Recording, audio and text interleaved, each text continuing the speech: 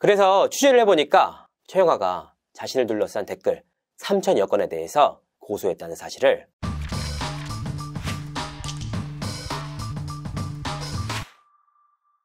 시청자 여러분 안녕하세요. 연예인 대통령 이진호입니다. 배우 김선호의 전 여자친구의 폭로, 지난해 연예계를 뜨겁게 달궜던 사안입니다. 한동안 대중들의 뇌리 속에서 잊혀졌던 사안이기도 합니다. 사건의 발단은 이렇습니다. 지난해 10월 김선호의 전 여자친구 A씨는 네이트판을 통해서 김선호의 만남과 결별 과정에 대한 폭로글을 올렸습니다. 직접적으로 실명을 밝히지는 않았던 글입니다. 하지만 A씨는 김선호를 가리키는 흔적들을 여러 곳에 남겼는데요. 먼저 대세배우 K의 이중적이고 뻔뻔한 실체를 고발합니다 라는 타이틀을 썼습니다. 또한 처음 시나리오를 줬을 때와 작품 타이틀이 달라졌다, 본인이 주인공인 게 티가 나는 제목이었다 등의 내용을 추가로 넣었습니다. K라는 이니셜과 함께 해당 내용과 부합하는 작품이 갯마을 차차차였기 때문에 실질적으로 김선호를 가리키는 내용이었습니다. 결국 이 일은 공론화가 됐고 김선호는 사과를 하고 고개를 숙였습니다. 이후 긴 자숙에 들어갔는데요. 하지만 반전도 있었습니다. 디스패치를 통해서 두 사람이 주고받은 카톡이 공개되면서부터입니다. 이 자료를 통해서 김선호가 A씨에게 일방적으로 낙태를 종용한 것이 아니며 합의 과정을 거쳤다라는 사실이 드러났습니다. 그리고 이후 김선호의 태도가 돌변했다라는 내용도 사실이 아니었습니다. 바로 이 내용들입니다. 무슨 일이 있어도 책임지겠다, 사랑한다. 결국 A씨가 올린 글이 다소 주관적이었고 왜곡된 부분까지 있었다라는 사실이 드러났습니다.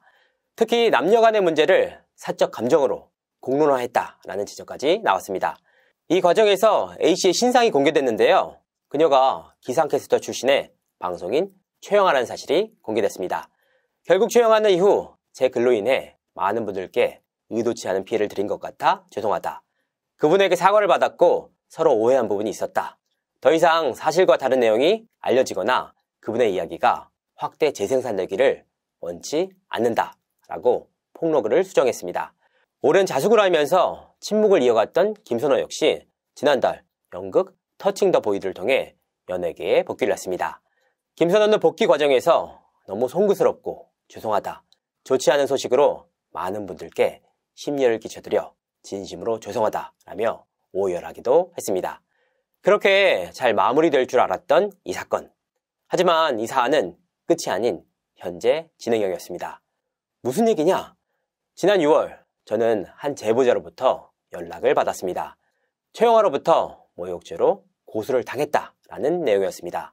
확인을 해보니까 해당 네티즌은 실제로 포털사이트 댓글란에 문제의 소지가 있는 댓글을 달았습니다. 이 때문에 경찰로부터 연락을 받았다라는 제보였는데요. 이 연락을 시작으로 최영아에게 고소를 당했다는 이들로부터 제보가 쏟아졌습니다. 그래서 취재를 해보니까 최영아가 자신을 둘러싼 댓글 3,000여 건에 대해서 네티즌 1,000여 명을 고소했다는 사실을 확인할 수 있었습니다. 경찰은 이 고소를 접수하고 당사자들에게 일일이 연락을 취해 조사를 진행 중에 있었습니다. 어떤 이유로 고소를 진행했는지 그 입장을 듣기 위해서 당사자인 최영아 씨에게 직접 전화를 걸었는데요. 하지만 연락이 닿지 않았습니다.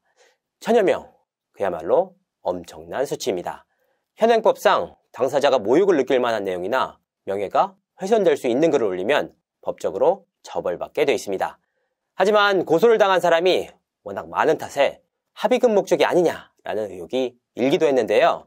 실제로 제보자들 다수가 합의금 목적인 것 같다라는 얘기를 들었다고 전해왔습니다. 법조계 관계자에게 확인을 해보니까 모욕죄로 기소될 경우 50만 원에서 100만 원 정도의 벌금을 물 수 있다고 합니다. 처벌을 받으면 끝이냐? 아닙니다. 죄가 인정될 경우 민사로 손해배상 소송까지 당할 수 있습니다. 처벌을 받을 경우 기록이 남고 추가로 민사소송까지 당할 수 있기 때문에 민사소송을 제기하지 않는 조건으로 합의를 보는 경우가 많다. 댓글의 내용 정도와 횟수에 따라 다르겠지만 일반적인 수준의 경우 합의금은 100만 원 내외라고 전해왔습니다. 1,000명 이상을 고소한 최영아 건은 최소 10억 이상의 큰 건인 셈입니다. 실제로 강용석 변호사가 2018년 이와 유사한 소송을 진행한 바가 있습니다. 도도맘 스캔들이 불거진 2015년 9월경부터 2016년 초까지 자신과 관련된 기사에 부정적인 댓글을 단 네티즌 수백 명을 경찰에 고소한 사안이었는데요. 취하를 이유로 1인당 100에서 150만 원의 합의금을 요구하기도 했습니다. 같은 해 11월부터 다음해 3월까지는 모욕 댓글을 단 네티즌 800여 명을 상대로 1인당 150만 원씩 소송가액 14억 원에 이르는 70여 건의 민사소송을 제기하기도 했습니다.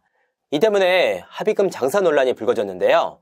실제로 강용석 변호사는 도도만과 주고받은 카톡 대화 과정에서 그게 다 돈이다, 욕이 진짜 세다 등의 말을 하기도 했습니다. 물론 최영아가 어떤 의도로 고소를 진행했는지는 당사자 본인만이 알 수 있는 문제입니다. 다만 1000여 명에 달하는 다수의 네티즌을 고소했기 때문에 법조계 관계자들도 처벌 목적인지에 대해서는 의문이 든다라는 의견을 전해왔습니다. 제보자들은 말합니다. 최영아가 올린 폭로글 자체가 김선호의 명예를 훼손한 게 아니냐, 사회적으로 엄청난 물의를 일으키고 스스로 잘못을 조금도 인정하지 않기에 가능한 일이 아니냐라고 말입니다.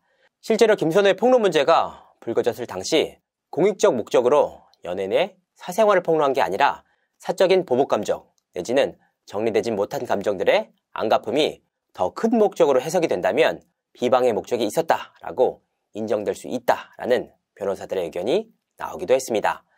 명예훼손이 성립할 수 있기 때문에 김선호가 최영아를 고소할 수도 있는 게 아니냐라는 취지였습니다. 하지만 명예훼손은 반의사 불벌죄입니다. 당사자인 김선호가 직접 고소를 진행하지 않는 이상 법적으로 성립하기 어려운 문제다라는 의미입니다. 여러 가지로 참 안타까운 사안입니다. 법조계 관계자는 당연한 말이지만 누군가가 모욕으로 느낄 법한 댓글은 달지 않는 게 최선이다라는 의견을 전해왔습니다. 부디 지금부터라도 추가적으로 문제가 되는 글은 달지 않으셨으면 하는 간곡한 바람입니다. 이상으로 이진호였습니다. 감사합니다.